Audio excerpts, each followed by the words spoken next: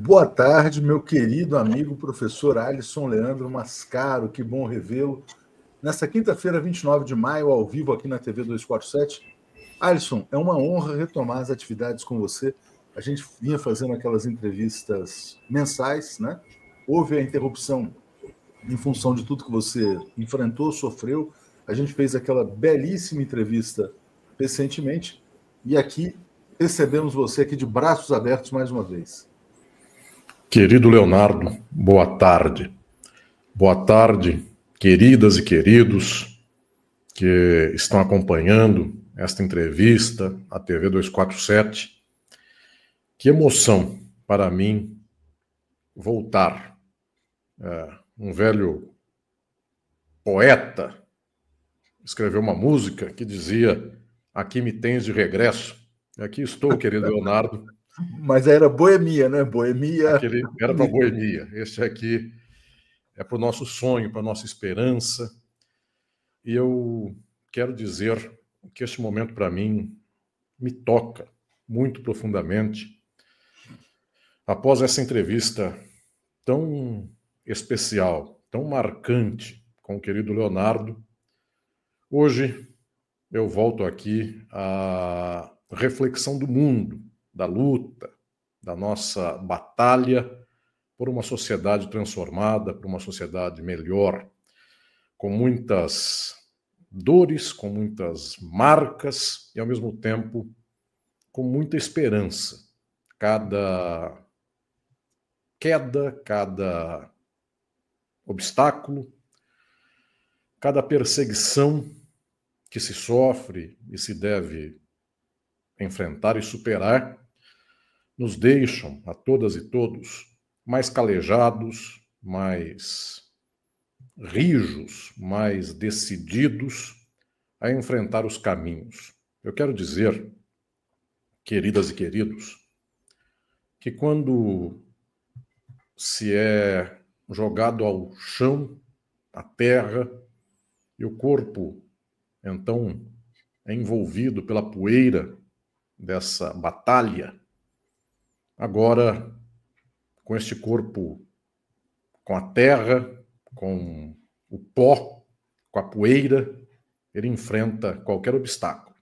Quando, eventualmente, alguém tem medo de enfrentar a luta porque vai sujar a roupa, ele até se poupa. Quando já está suja, quando já está no meio de uma batalha, se vai adiante. Então, eu quero pedir aqui, queridas e queridos, neste momento, um abraço de todas e todos vocês, e quero lhes dar esse abraço, porque depois desta entrevista com o querido Leonardo, faz um mês, as manifestações de carinho, de apoio, de afeto, foram tamanhas que eu não pude expressar de pessoa a pessoa esta mensagem de agradecimento e de muita emoção pelo que disseram.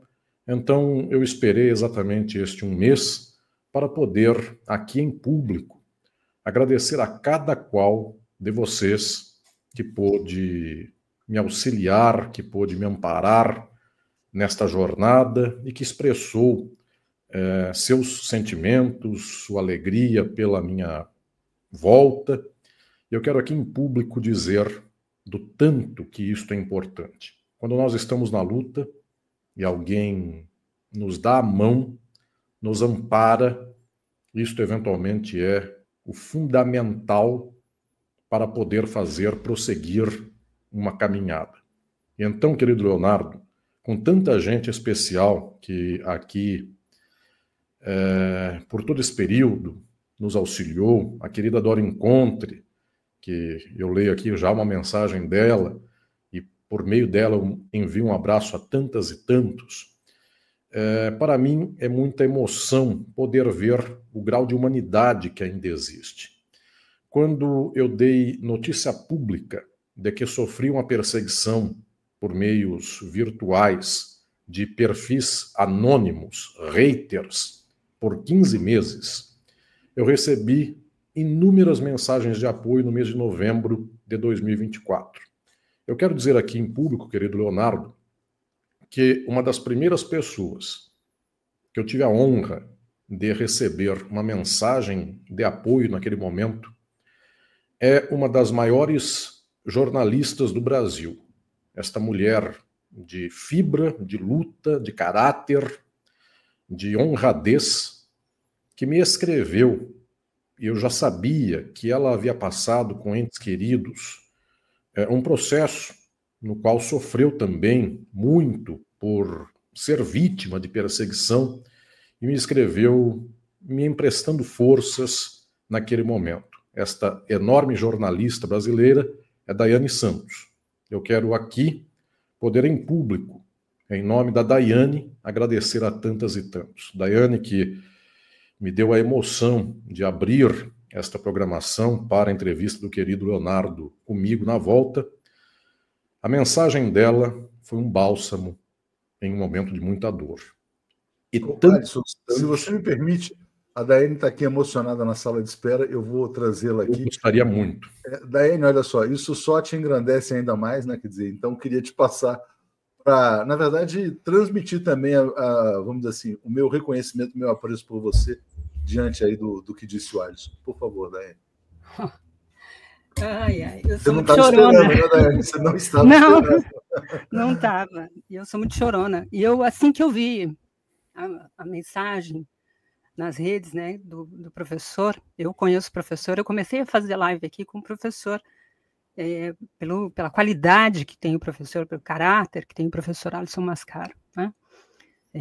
Eu conheço pessoas em comum que ele também foi professor e todos têm uma referência muito grande a ele. E é uma pessoa que eu admiro de longe, nunca ouvi pessoalmente, né, professor? E quero dar um longo abraço ao senhor. E quando eu vi a mensagem dele nas redes, eu, sentindo na pele aquilo, eu sabia que eu sou assim, né? Quando a gente é acusado de algo que a gente não faz ou não fez, isso pela posição que nós temos, pelo compromisso que a gente tem com a luta, com o povo, isso nos afeta de forma muito destrutiva, né? E as redes sociais se tornaram esse instrumento, né? Uma arma que é apontada para a gente o tempo inteiro, né? E a gente não sabe de onde vem esse tiro. E vem de forma avassaladora. Eu vivi isso, as pessoas sabem que, como minha sobrinha ainda está num processo muito difícil de investigação, de apuração. A polícia no Brasil ainda não tem o domínio, né? Não é toda a polícia, ainda mais na periferia. Imagina isso na periferia, né? Você chega na periferia, numa delegacia, para tratar sobre esse assunto, as pessoas olham e falam, tem um cadáver ali na esquina que eu preciso resolver. E ao mesmo tempo, a gente sabe que isso destrói vidas, né? O cadáver pode estar ali na frente, né? Então, quando vi aquela mensagem, eu me senti no lugar do professor, porque eu estava vivendo aquilo, e ao mesmo tempo, conhecendo a grandeza, a dimensão que ele tem, e por justiça também, né? Não é só porque, tá passando pano, que a gente escuta isso, né, professor? Tá passando pano, é isso, é aquilo. As pessoas não têm a sensibilidade de falar, peraí, vamos assentar, vamos ouvir o que tem primeiro, para depois sair atirando, né? Então, eu sabia que ele estava diante de um turbilhão por tudo aquilo que ele representa e faz, de ataques de uma dimensão gigantesca, e a gente viu o tamanho disso. Mas o professor, como o professor que é, né? E quando a gente fala professor, tem uma dimensão também muito grande, professor Alisson, porque o professor é aquele que nos ensina, é aquele que nos conduz ao conhecimento e que nos dá tranquilidade para aquilo que é desconhecido muitas vezes, né? O professor, calma aí que eu vou explicar para você e você vai entender isso aqui, talvez até me ensine depois, né? Essa é a dimensão do Alisson Mascaro, ele tem esse caráter, essa tranquilidade, essa sabedoria. Imagino todos os conflitos que ele deve ter sentido e vivido, mas, ao mesmo tempo, como o senhor disse aqui na transmissão, muita gente o abraçou, né? De longe, virtualmente e pessoalmente. Então, o senhor não se sinta sozinho, a gente tem a dimensão do que o senhor está enfrentando, que é muito grande, mas, ao mesmo tempo, a gente sabe da grandeza que o senhor tem. Então, sinta-se muito abraçado, obrigada, eu me sinto honradíssima por isso, porque sempre admirei por tudo aquilo que o senhor é e continua sendo, diante de tudo isso que o senhor sofreu, o senhor continua sendo o professor Alisson Mascaro. Muito obrigada, viu? Querida Daiane, muito, muito obrigado. A admiração que eu tenho por você é imensa e infinita. As suas palavras, naquele dia, foram um cajado que me ampararam para ficar de pé. Muito obrigado. Estamos juntos sempre. Então vamos seguir aqui, porque vai ficar todo mundo aqui chorando. Vai ficar no chororô. E a gente não vai fazer a live aqui. Obrigado, Daiane. Obrigado, Alisson. Vamos seguir aqui, então. Valeu, Daiane. Opa, aqui.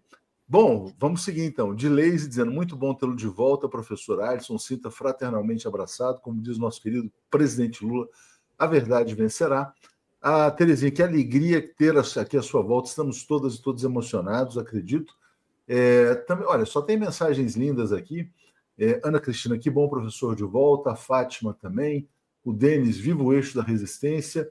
Soledade, bem-vindo, professor Mascaro. Sinta-se abraçado e acarinhado por todos nós da comunidade, né? Queria mandar um abraço especial também para a Dora Encontre, que eu conheci por seu intermédio, uma pessoa fantástica, grande escritora, grande poetisa. Tive a alegria, Alisson, de entregar 2 livros de poesia dela para a nossa querida presidenta Dilma Rousseff, lá em Xangai, recentemente, agora no mês de maio, quando eu fui para lá.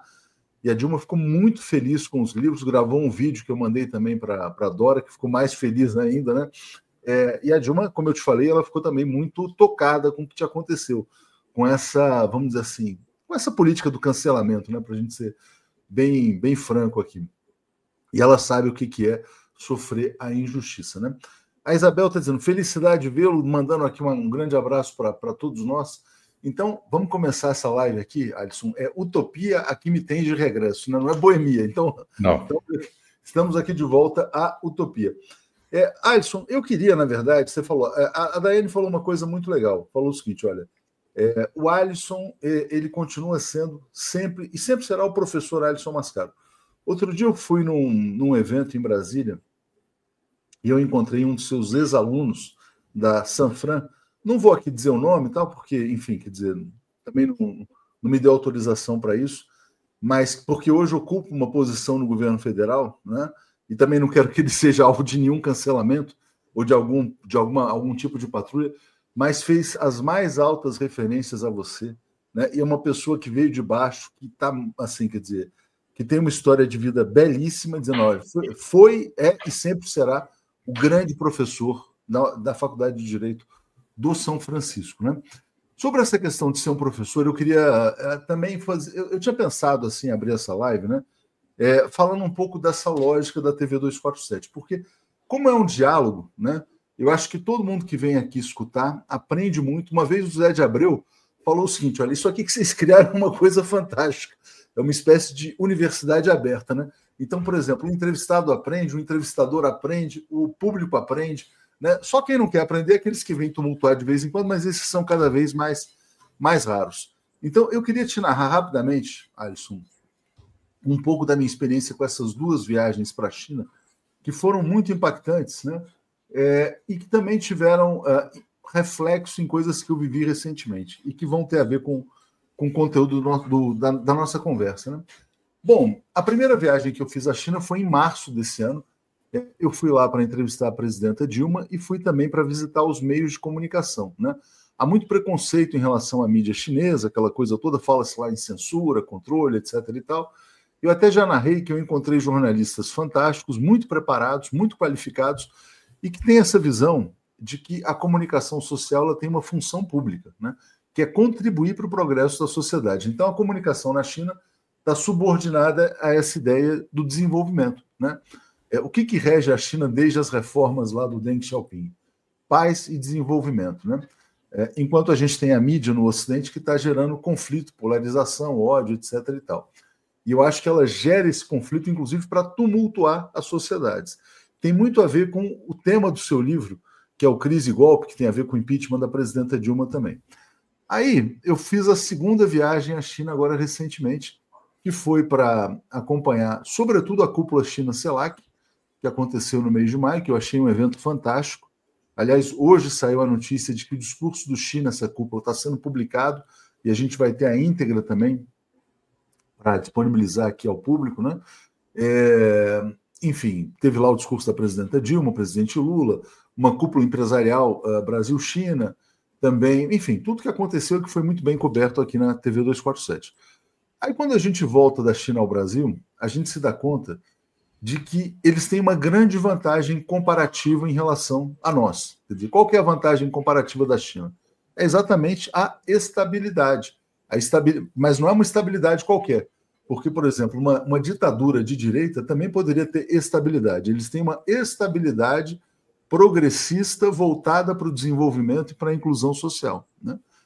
Bom, aí a gente chega ao Brasil e a gente percebe governo Lula, progressos, queda do desemprego, avanços sociais, aquilo que a gente sempre falou aqui, quer dizer, nas lives com você, quer dizer, o governo Lula entrega melhorias objetivas, né? Mas ainda assim, dado o grau de polarização da sociedade, não existe nenhuma garantia de que essas melhorias vão se perpetuar ou vão ter uma relativa continuidade. Aí o que aconteceu, Alisson? Muito interessante também. É sempre bom a gente misturar.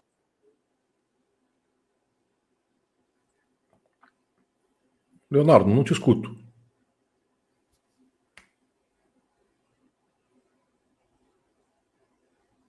E agora? Agora sim. Agora sim, né? Eu acho que eu bati aqui no microfone, mas você foi até o ponto em que eu falava dessas duas viagens para a China, né?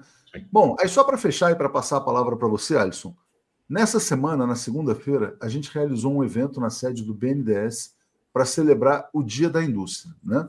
E interessante, porque o 247, quer dizer, que é visto como o jornal da resistência democrática e tal, a gente também está tentando se colocar como o veículo de comunicação do desenvolvimento nacional, né?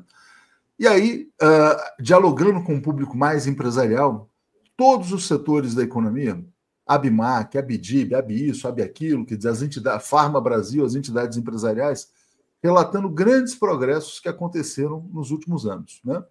E qual que era o ponto? Né? Como ter isso de uma maneira duradoura? Como ter no Brasil uma política industrial que vá atravessar governos, né? Aí olha o que foi muito interessante. A imprensa brasileira foi cobrir esse nosso evento. A imprensa brasileira também cobriu a viagem do Lula. A imprensa brasileira, quando foi cobrir a viagem do Lula, ela não quis saber de cúpula China-CELAC, não quis saber de integração Brasil-China. Ela queria saber de criar uma intriga, a famosa intriga lá, Janja, TikTok, para tentar tumultuar. A imprensa brasileira, quando foi cobrir o Dia da Indústria no BNDES, também não queria saber do progresso da indústria. Ela queria saber vamos dizer assim, da questão fiscal, né, da crise fiscal, etc. e tal. Então eles foram lá, porque o Haddad estava presente, para perguntar ao Haddad sobre o IOF, aquela coisa toda. Então, a agenda dos meios de comunicação no Brasil é a agenda da crise. E por que essa crise? Né? Porque a crise fiscal, quer dizer, leva a essa ideia de que o Brasil está quebrado, de que o Brasil vai quebrar, etc. e tal, e aí eles conseguem, eventualmente, colocar aqui no poder uma espécie de Javier Milei tropical, que parece ser o projeto das elites, né? Então é o seguinte, quer dizer, eu quero estabilidade de longo prazo, de maneira progressista. Os empresários industriais querem estabilidade. Talvez eles não saibam que querem estabilidade progressista, né? Porque, enfim, né, eles foram forjados por uma ideologia muito mais à direita, mas a gente não tem isso, né? Então, eu te passo para você fazer essa reflexão, porque o Lula está entregando, mas a gente não tem nenhuma garantia de que temos, vamos dizer assim, uma certa certeza em relação ao futuro. Por favor, Alisson. Esta situação, querido Leonardo, que você experimentou, tanto na China, quanto agora neste evento belíssimo no BNDES, sobre o Dia da Indústria, tem a ver com o horizonte ideológico que as pessoas têm dentro da sociedade. Por todos os meios, não há, pela racionalidade econômica e lógica, nenhuma razão para o Brasil não ingressar no bloco hoje mais dinâmico da economia mundial, do comércio mundial, que é o bloco dos BRICS. Não tem razão para o Brasil dar as costas para essa pujança econômica, sendo que os Estados Unidos, historicamente, nunca deram um tostão para ninguém, em termos de vantagem. Se deram um tostão para alguém, foi para destruir algum país. Então, isso é serviço dado para fazer mal a outros países. E por que a economia de um país, por que a sociedade de um país não é só o empresário do Brasil. Por que o empresário do Brasil? Por que o gerente da fábrica do Brasil? Por que o vendedor do comércio do Brasil? Por que o povão prefere os Estados Unidos? Sendo que os Estados Unidos não dão um tostão para o Brasil, dão um golpe no Brasil, destroem a economia do Brasil, sugam de modo imperialista o país até o limite. Por que existe essa preferência? Porque existe ideologia. Uma pessoa que tenha 20 anos de idade, 30, 40, 50, 60, 70, 80, 100, esta pessoa hoje está informada de que os Estados Unidos não estão crescendo como a China, se é que ela acordou hoje para a realidade. Mas desde a década de 80, então 80, 90, 0, 1, 2, 50 anos, meio século. Há meio século, aumenta a pobreza nos Estados Unidos. Há meio século, a sociedade estadunidense está se esgarçando ainda mais. Há meio século, a China diminui a pobreza. Há meio século, a China aumenta a indústria. Há meio século, a China abre ferrovia. Os Estados Unidos, há meio século, caem pontes, porque não tem dinheiro para consertá-las ou para cuidar delas, dado que o regime é neoliberal. O Estado mínimo, qualquer coisa assim, máximo para o exército, para os militares, mas mínimo até para a infraestrutura. Impressionantemente, assim se dá.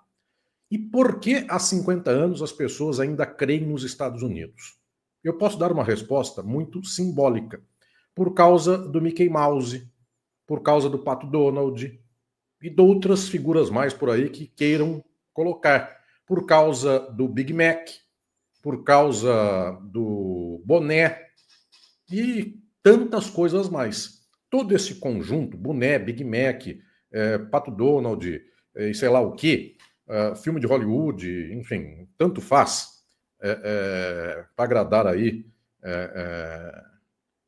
minhas crianças, minha sobrinha e meu sobrinho, o filme do Stitch, enfim, tanto faz, vai substituindo um pelo outro. Todas essas coisas são o que se chama de ideologia. E nós não temos o Pato Donald da China, nós não temos o Mickey Mouse da China, podemos até ter, não é que não exista, mas aqui a cultura brasileira não absorveu isso, não absorveu o conhecimento sobre a muralha da China. Nós não sabemos quanto tem a muralha da China, e eventualmente alguém sabe quanto tem de queda Niagara's Fall.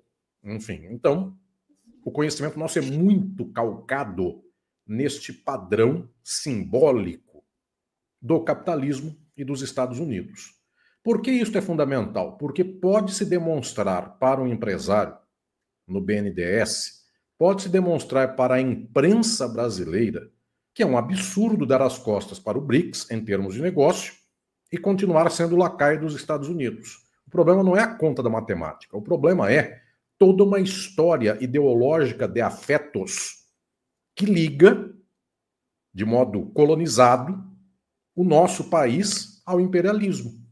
De tal sorte que quem tem 70 anos de idade, quando tinha 10, viu o filme de faroeste do John Wayne. E o filme de faroeste do John Wayne era no Texas, então ele já ouviu falar Texas.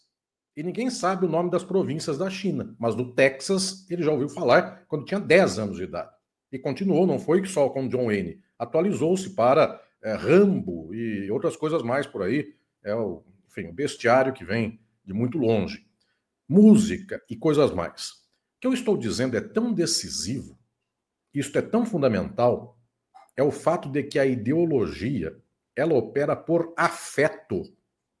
A pessoa tem estima pelo Pato Donald, a pessoa tem estima pelo hambúrguer, a pessoa tem estima por comer uma costela ao modo australiano, reelaborada nos Estados Unidos por uma franquia tal que ele comeu aí no restaurante de beira de estrada no Brasil, e ele acha que isso é comportar-se como estadunidense. De tal sorte que este nível da ideologia, que é o nível do afeto, calca tão profundamente nas pessoas que elas não saem mais, demoram muito para sair deste estado. É por isso que gente que beija a bandeira dos Estados Unidos passa por patriota do Brasil. Seria tosco, absurdo, seria a coisa mais atentatória possível contra o patriotismo. E os patriotas não veem contradição na contradição que é explícita. Por que eu estou dizendo tudo isso? Porque eu quero aqui em público, nesta volta, enfim, aqui me tens de regresso, já que a gente começou com a brincadeira da música. Por que é preciso destruir símbolos? Por que é preciso perseguir o que não dá dinheiro? Adson, só um comentário curioso aqui, é interessante isso aqui, ó, diz aqui Natsumi, até a contracultura é americana. É isso. Até quando a pessoa resolve brincar de ser contra, é o modo americano, modo deles. Eu quero conectar a experiência que eu vivi com a pergunta do Atushi. E todas e todos vão entender. Eu não dou um tostão para ninguém. Nem que eu exista, nem que eu não exista. Ninguém ganha um tostão com isso. Por que eu fui perseguido, no mínimo, 15 meses? Por um maquinário. Um tal Preta Shaka Zulu, que eu até vou pedir aqui ao público que me acompanha, que estiver no chat. Preta Shaka é S-H-A-K-A, Zulu. Este perfil Preta Shaka Zulu, perfil profissional de perseguição, que perseguiu um artista plástico do Rio de Janeiro, a mim e mais gente, que não tem conexão nenhuma um com o outro.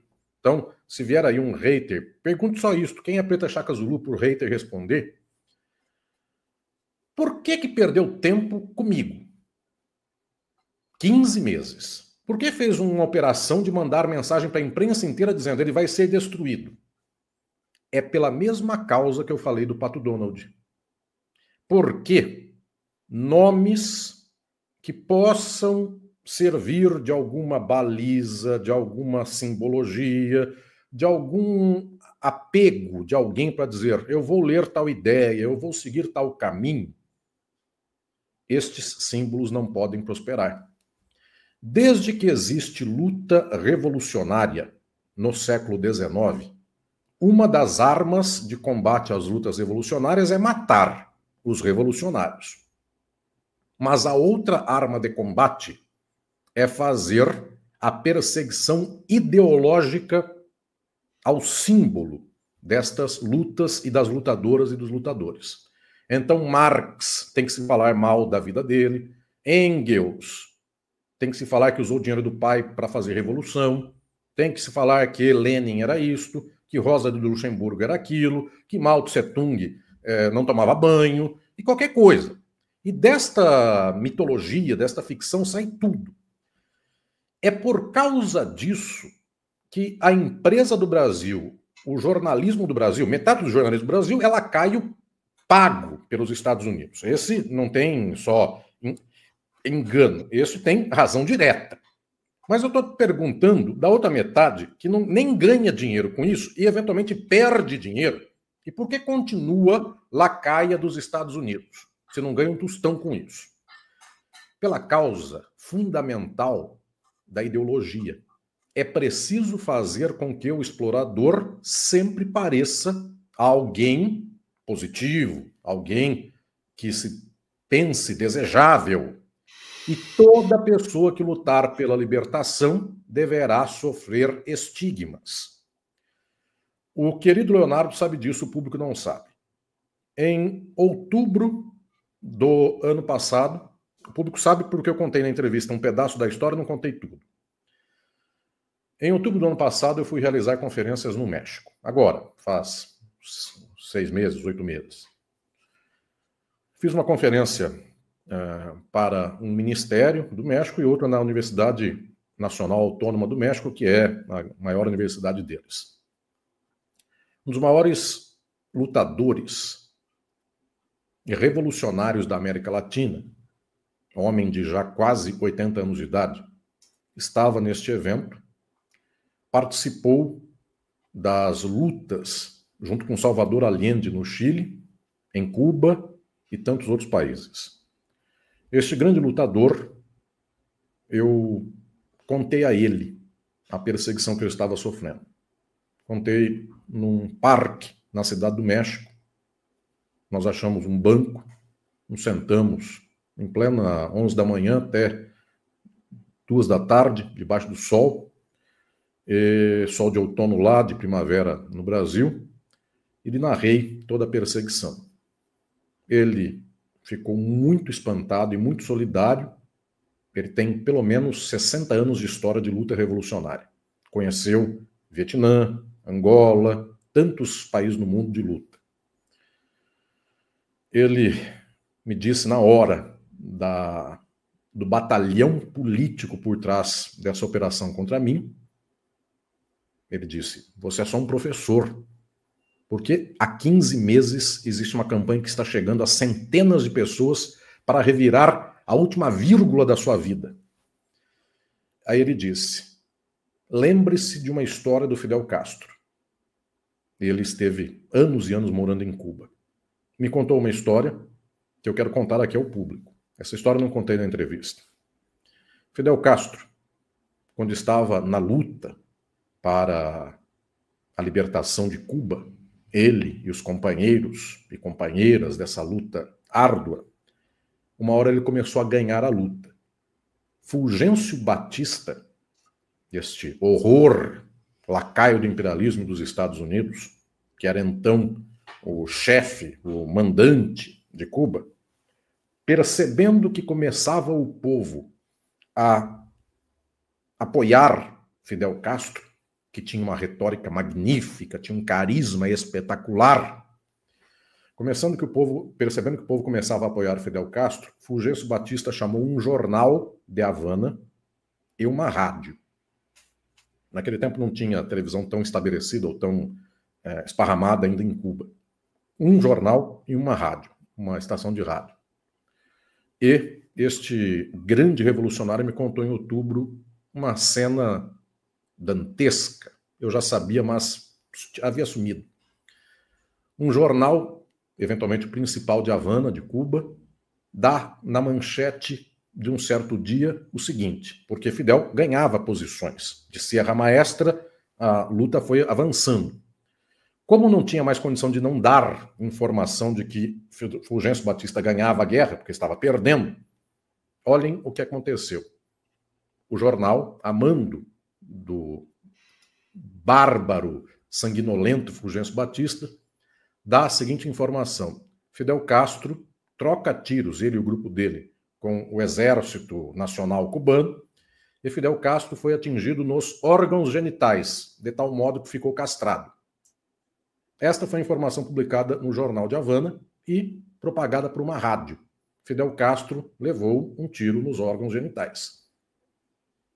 Essa história não existiu. Essa história foi republicada por todos os jornais de Cuba, por todas as rádios, e os Estados Unidos também republicaram. Que tem a ver esta história? Este grande líder revolucionário me contou este fato agora em outubro para mostrar a razão das coisas. Ele disse: Fidel Castro não foi alvejado por bala nenhuma, nem na unha do dedo, não foi também nos órgãos genitais. E por que essa história foi publicada, esparramada e ampliada? Porque ideologicamente, na mente do povo, confunde a cabeça o desejo, o sentimento e qualquer coisa a mais. Fidel Castro é um homem castrado. Para aquele machismo, o patriarcalismo dos anos 50, isto era um absurdo. Fidel Castro era agora um homem, desculpem o termo, segundo a fala deles, um homem impotente, então não poderia liderar uma revolução. Levou anos para esta infâmia deixar de ser propagada como uma espécie de verdade do senso comum. A pergunta desse revolucionário a mim foi: para que fizeram isto se isso não tirou uma arma da mão do Fidel Castro? A bala que ele tinha no revólver continua tendo. O exército do Fulgêncio Batista, a arma que começou a perder, continuava perdendo. Por que isto? Era a disputa simbólica, ideológica. Era preciso marcar um estigma no Fidel Castro para o povo. Qual era o estigma? Aquele. Então disse este grande líder revolucionário a mim: é a mesma coisa no seu caso. É preciso dar alguma coisa para ficar uma sombra no ar. Do Fidel, será que ele levou mesmo uma bala nos órgãos genitais? No seu caso, será que esses anônimos que não apareceram até agora falaram o que falaram? Então, esta circunstância fica como tal. É por causa disso que este símbolo é fundamental. E o capitalismo destrói todos os símbolos revolucionários, todos os símbolos de luta. Houve um homem, um dos maiores gênios do século XX, Freud, considerou que de todos os psicanalistas que ele criou, porque a psicanálise foi descoberta por Freud, quem deu uma contribuição a mais, além daquilo que o Freud teria dado, foi só este homem, um dos seus grandes discípulos, Wilhelm Reich, que disse: o problema da sociedade é a repressão sexual. Não é que é o problema é só isso, é que o capitalismo opera em repressões. Quando nós reprimimos a sexualidade, isto fecha a corrente, os elos da cadeia, e as pessoas se reprimem em tudo. Economicamente, o patrão manda, o empregado obedece, o chefe militar dá tiro e o outro leva e tem que ficar quieto, tudo isto mais. Wilhelm Reich pregava a libertação social. Um homem genial, psicanalista, como não houve igual na história da humanidade. Foi para os Estados Unidos, foi ensinar nos Estados Unidos, explodiu o macartismo. Wilhelm Reich foi preso por indecência ao falar da libertação sexual, porque publicava livros defendendo a libertação sexual. Morreu na cadeia nos Estados Unidos no macartismo. Morreu, e quando morreu, os jornais e televisões todos do macartismo disseram: morreu Wilhelm Reich, psicanalista polêmico. Ora, pois, ele não tem nada de polêmico. É um dos maiores gênios da história da psicanálise. Qual era a polêmica? Defendia que as pessoas pudessem se libertar sexualmente. O que era isto? Que ele morresse com um estigma. Morreu na década de 50. Não vou lembrar aqui a data. Mas morreu no tempo do auge do macartismo. Pois bem, passados 70 anos, ele é um dos maiores gênios da história do século XX. Aquele momento do estigma passou. Só que para a vida dele, para a luta dele, aquele momento ficou um momento de um nó.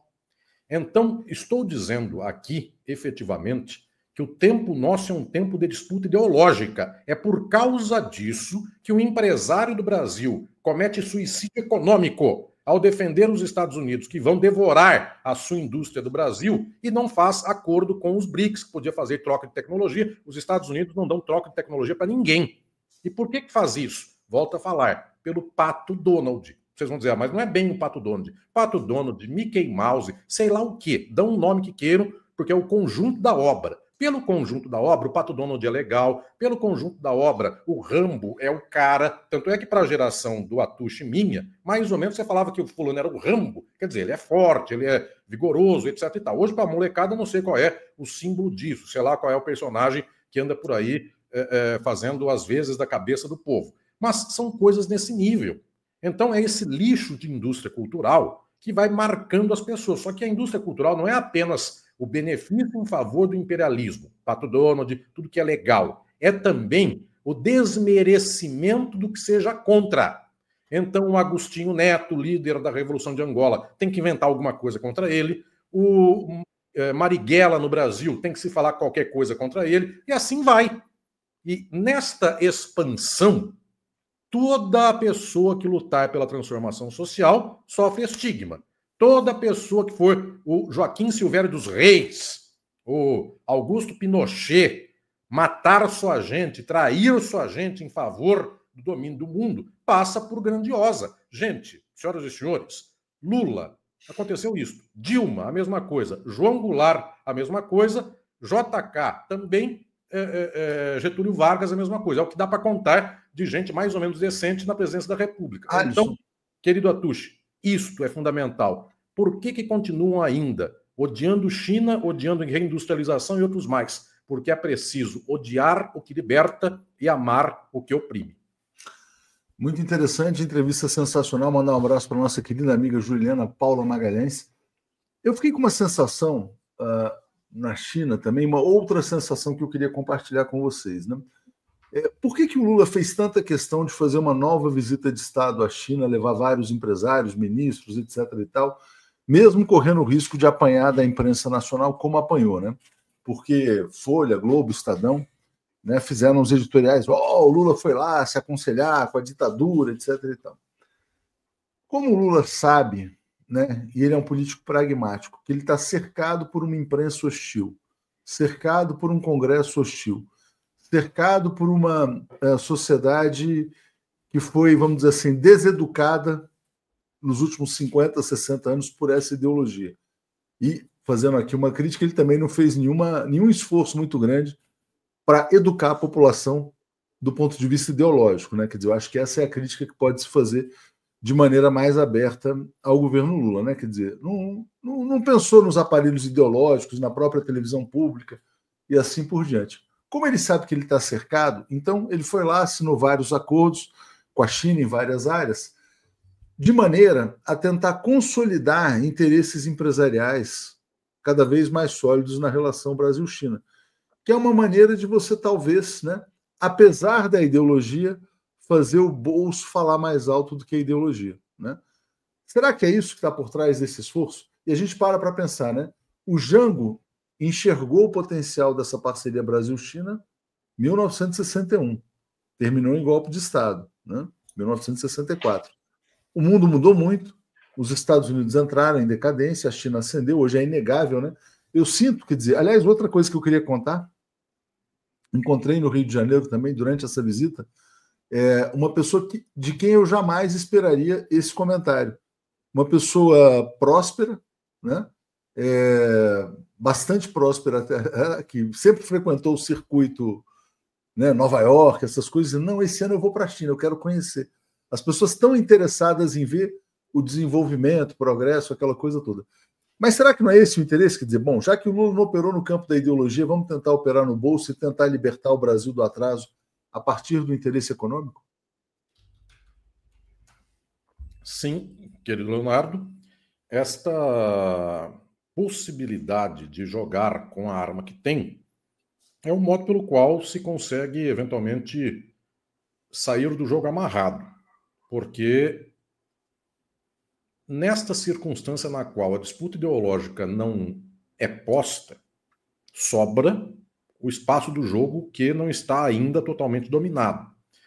Então, se o mercado financeiro a tudo domina e não há um combate a esta lógica de prevalência financeira sobre qualquer outra ordem da economia, como a produtiva, por exemplo, se nós tivermos dois donos do dinheiro e não um só, de repente dá alguma briga. Então, esta movimentação de que a China compre alguns ativos da dívida pública do Brasil, ou da dívida interna, isto representa uma espécie de possibilidade de jogo. Só que esse jogo ainda está demarcado dentro desse espaço Faria Lima, que eu quero dizer, a Faria Lima tem mais poder ou menos poder. Percebam que o eixo de gravidade continua sendo Faria Lima, mas é uma disputa. O que ocorre é que essa disputa, eu diria que ela distensiona um pouco a marcha do desenvolvimento. Então, deixa andar um pouquinho. Só que a marcha sólida do desenvolvimento, ela só é possível numa sociedade quando ela tem instrumentos bastante demarcados, bastante estabilizados, pelos quais a sua política econômica, social e ideológica se fundam em uma espécie de vida social soberana. O Brasil não tem isso, porque não adianta dizermos assim, mas vamos fazer a ideologia do capital e vamos dar uns pinguinhos de interesse nacional. Se acontecer isto, já que eu usei esse exemplo, que eu nunca uso, mas já que foi para começar com esses produtos lixo da indústria cultural dos Estados Unidos, vejam que no tempo do Dutra, os Estados Unidos também tiveram uma certa sacada de mostrar para o Brasil que o Brasil não era somente colônia dos Estados Unidos. Ele também tinha alguma coisa a contribuir. Sabe como é que foi a contribuição? Eles inventaram o Zé Carioca. Então, inventaram um personagem que era um malandro carioca na forma de papagaio da Ana Maria Braga. De tal sorte que, neste contexto, nós dizemos, está vendo? O Brasil tem o Zé Carioca, a Argentina não tem personagem na Disney, o Paraguai não tem personagem na Disney. Grande coisa que é ter um personagem da Disney. O problema é que nós não temos a Disney do Brasil. Então, quando nós estamos aqui com um jogo no qual tenta-se arrancar uma migalha, ainda não temos nada, porque a gente tem no máximo um Zé Carioca da economia, que é uma espécie de, quem sabe, uma indústria de lá vem para cá. E a nossa indústria? E a nossa forma de desenvolvimento econômico? Onde está? Mas para que isso aconteça, é preciso uma decisão soberana também no nível da construção ideológica. Por isso que esse é o desespero de muitos anos, que eu tenho falado, nós estamos vendo o tempo passar e nós não temos forma de alcançar a nossa população de um modo maiúsculo. Então, não adianta ter Zé Carioca. O problema é que eu quero ter a Disney do Brasil. Não, e olha que interessante, né, você falar sobre isso também, né? Eu comecei dizendo sobre as interações que eu tive com os meios de comunicação da China, né? Se a gente pega aqui uma coisa que está acontecendo nesse momento no Brasil, os Estados Unidos ameaçando sancionar o Alexandre de Moraes, outros ministros, e dizendo que as empresas, as big techs americanas são intocáveis, né? Qual é o país que tem soberania digital hoje? É a China, né? Porque a China soube se proteger. A China enxergou desde o começo que essas big techs seriam um instrumento, um aparelho, um gigantesco aparelho ideológico, né? E então, já que, na verdade, os aparelhos ideológicos servem à dominação, ao imperialismo, como está dizendo aqui o Leonardo Godoy, que aula sobre ideologia e imperialismo. Alisson Mascaro é excelente, como sempre, né?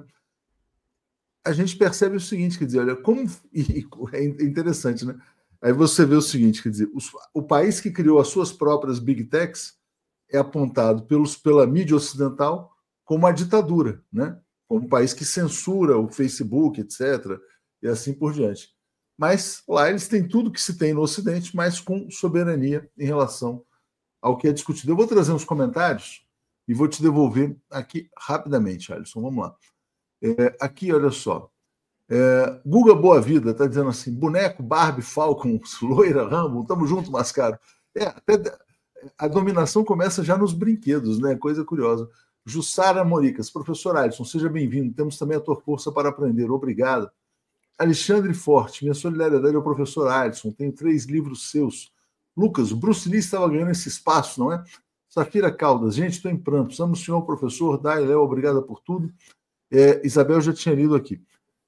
Curiosamente, né, tá acontecendo na Rede Globo, nesse momento, Alisson, o remake de uma novela que fez muito sucesso no passado, que é a novela da Odete Roitman. É a novela Vale Tudo, né? E a ideia do Vale Tudo passa a ideia de que o Brasil é o país do Vale Tudo, né? E você vê no clipe da novela, o Brasil se resume a bunda, malandragem, aquelas coisas, né? Quer dizer, essa imagem. E todo mundo quer levar vantagem. Todo mundo vai enganar alguém, ninguém pode confiar em ninguém, né? Ao se criar essa imagem do país, né? Obviamente, quer dizer, o país se torna um prato cheio para a dominação pelos não. Peraí, se aqui todo mundo é ladrão, né? Eu acho que isso explicou bem a Lava Jato, inclusive, né? Se todos no Brasil são ladrões, por que não, então, na verdade, submeter a dominação dos povos civilizados, né? Será que essa novela também é um instrumento do imperialismo? E aí, curiosamente, só para te passar mais um ponto, né? O que é esquerda nessa novela são aquelas lutas que hoje estão sendo classificadas como as identitárias, né? Não, veja bem, olha, mulheres, aquela coisa, né? Tudo bem que são coisas, todo mundo sabe que são coisas importantes, mas não é a verdadeira transformação social. Diga lá, Alisson.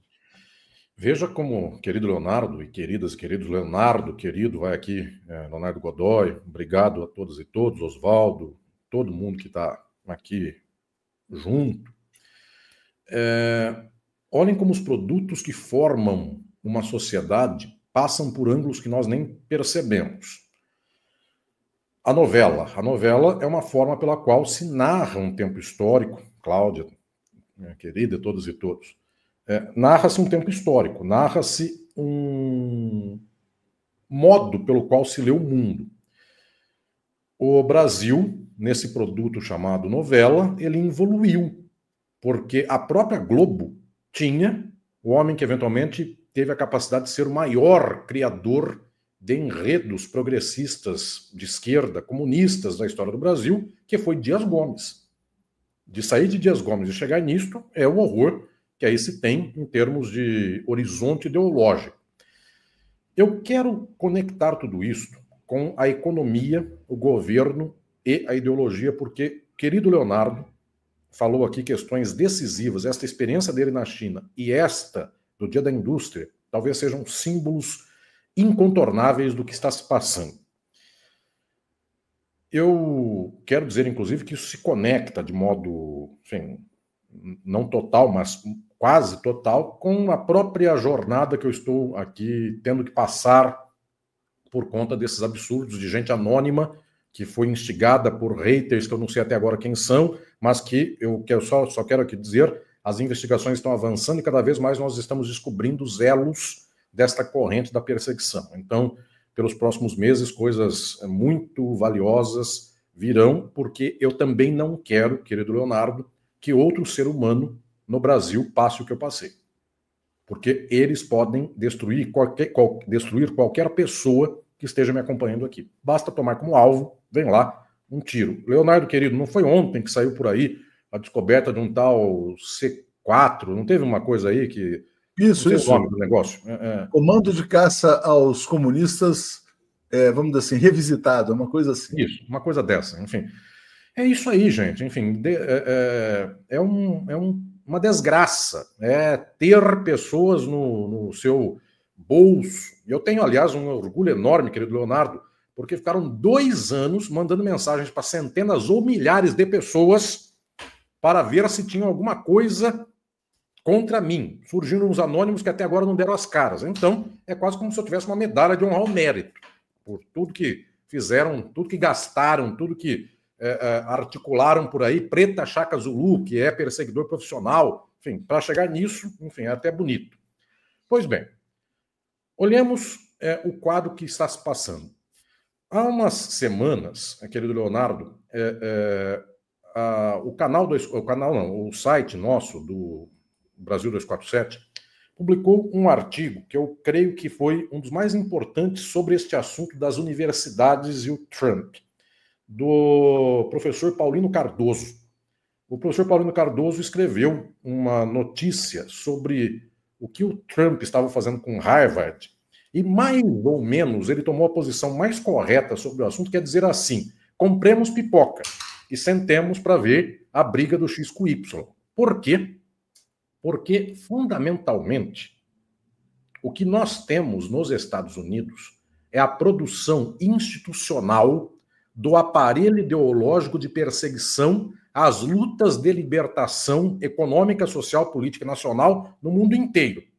E como é que esta luta foi feita nos últimos 50 anos contra a libertação e propostas socialistas? Foi feita com o neoliberalismo progressista, cujo braço está nas universidades de ponta, na liga das universidades de ponta dos Estados Unidos. Pois bem, aí vem os brutucus, que vem bater nesta liga dos progressistas, enfim, das pessoas que têm o discurso neoliberal progressista. Um lado e o outro, os dois são horríveis.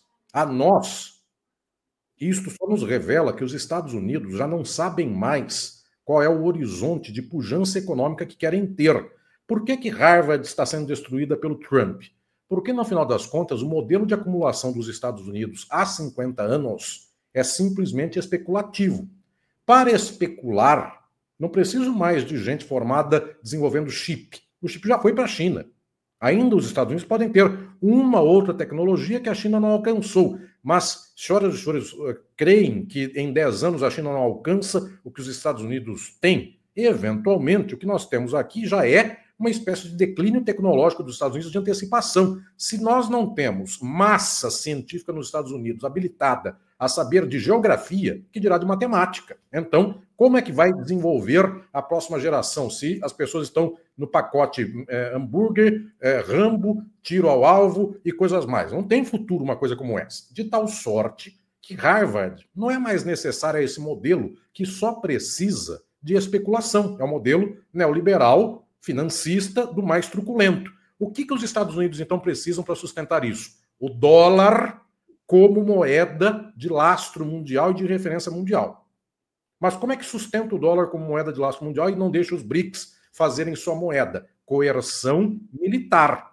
Coerção de poder. Se você, país tal, fizer troca comercial com o outro mediante moeda própria, nós invadimos o seu país. Nós temos meio de fazer Primavera Árabe, nós temos meio de derrubar governo, nós temos meio de fazer com que o povo odeie o melhor governante e prefira o pior governante. A Argentina prefere o Javier Milei. Então, é possível, com ideologia, aparelhos ideológicos, fazer o povo gostar do pior. Via de regra, sempre é assim.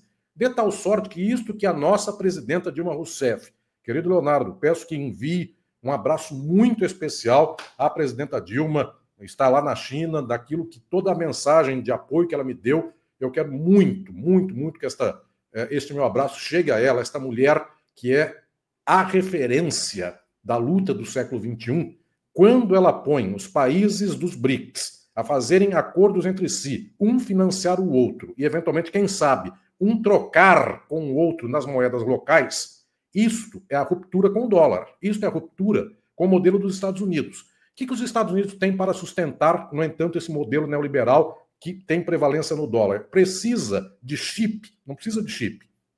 Precisa inventar uma ponte mais rápida? Não. Precisa inventar ferrovia mais rápida que a dos chineses? Não, porque nem tem ferrovia nos Estados Unidos. Precisa do quê? De bala. E aí, quando Harvard finge que não gosta de bala, de arma e coisas mais, e o Trump, e o cara que come churrasco em Houston, em sei lá onde, no Minnesota, qualquer coisa dessa, esse cara fica revoltado com Harvard, o Trump manda fechar Harvard.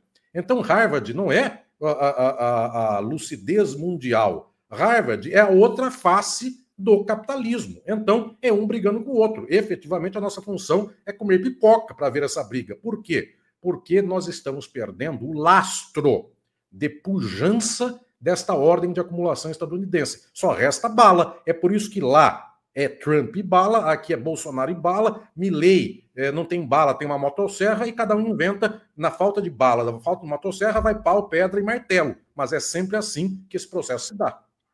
Alisson, só para a gente fechar, quer dizer, e essa é a grande angústia, né? E tudo se conecta, né? É interessante a gente falar sobre esses pontos, né?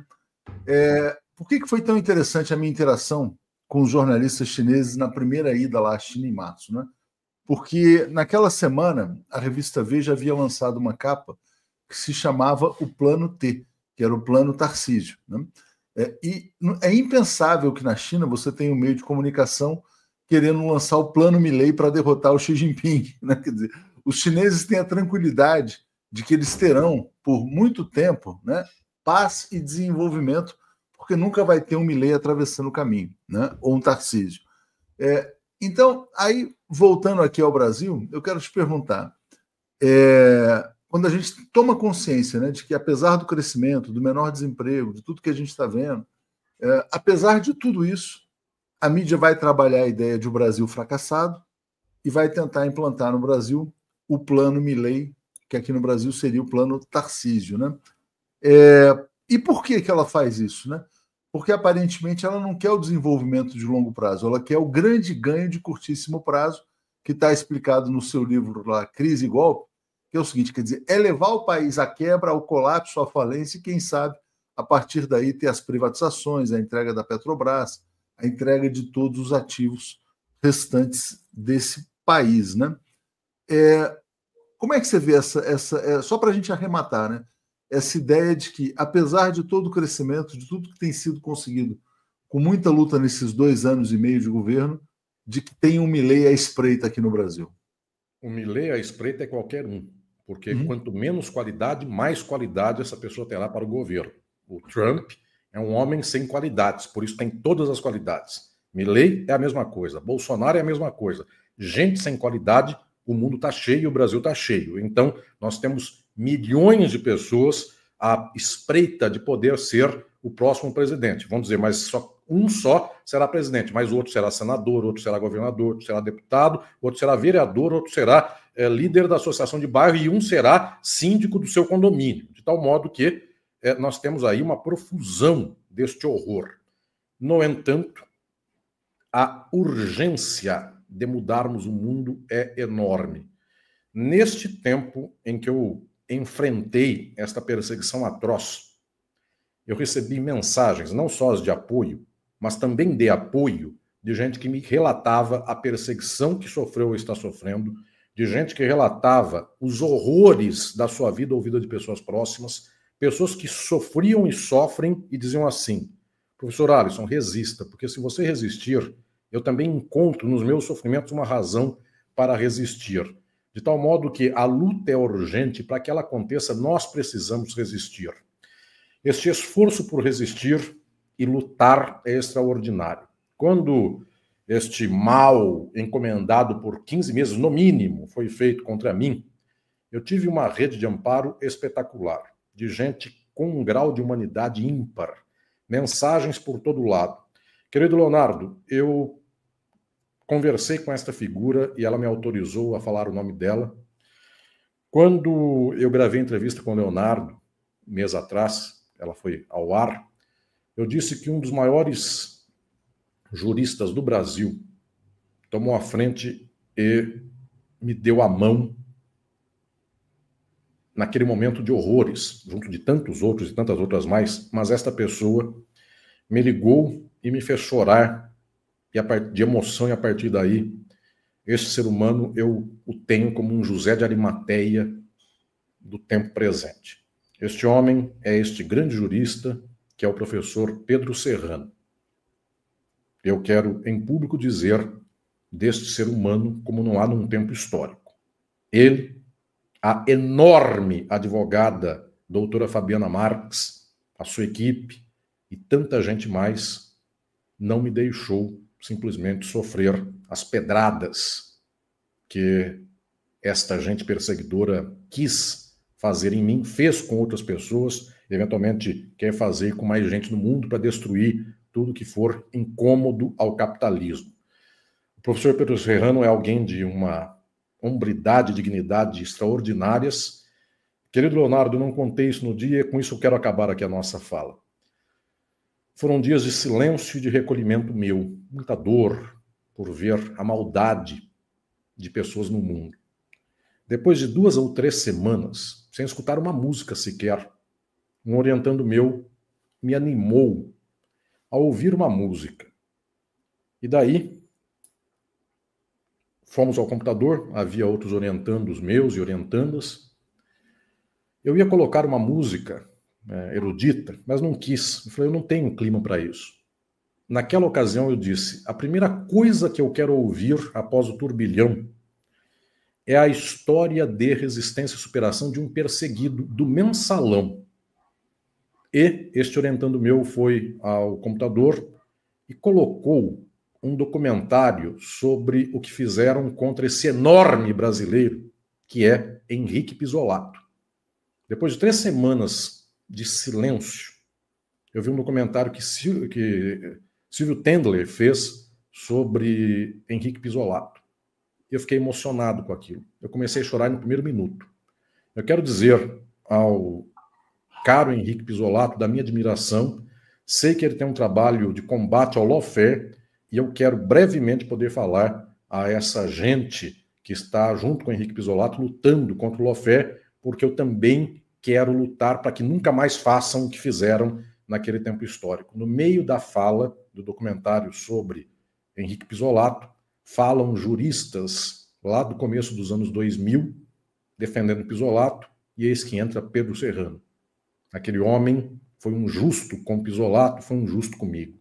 Ele, tanta gente mais, a toda essa gente eu quero agradecer. Dom Orvandil, eu quero também brevemente poder falar virtualmente com o senhor, este santo homem que está em Goiás e que quero um dia poder conhecer pessoalmente também e lhe agradecer por tudo que fez, pela energia e pela emoção. E quero dizer que este tempo histórico conheceu um homem que será lembrado para sempre. É o Emílio Zola, de nosso Não, para. Não estou à altura. Tá? Você sabe que, em função disso, eu até estou aqui com o Germinar, né? Vou ler aqui. Tá aqui. Oui. Já li muitos anos atrás, mas vou ler de novo. Então, que é uma coisa linda. Muito lindo. E eu quero a tua última palavra. Uhum. Todas e todos vocês que puderam me acompanhar aqui e que venham me acompanhar depois na gravação desta fala. Obrigado, e eu quero pedir uma coisa a todas e todos vocês. Sejam meus padrinhos, minhas madrinhas, me amparem nesta luta. A partir de tudo isto, eu não tenho mais nada a perder, então eu com vocês, nós temos tudo a ganhar. É a transformação do mundo. Muito obrigado. Muito obrigado, Alisson. É sempre uma grande alegria falar com você. Já vamos pensar já na entrevista do mês de junho, né? O pessoal não vai querer que seja no fim de junho, não. Vai ser lá pela metade. A gente vai encontrar talvez a metade de junho para voltar a se falar. Obrigado, grande honra. Vou trazer de volta aqui a Daiane e nos vemos em breve aí. Muito obrigado. Abração.